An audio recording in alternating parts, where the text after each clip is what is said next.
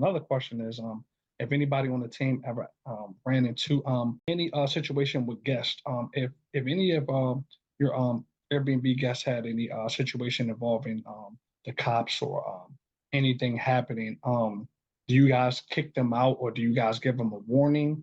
How do you guys handle that situation? And Wow. Okay. that's Yeah. and I had another question for the marketplace. When it comes to we a few weeks ago we talked about having a team like a maintenance person. Yeah.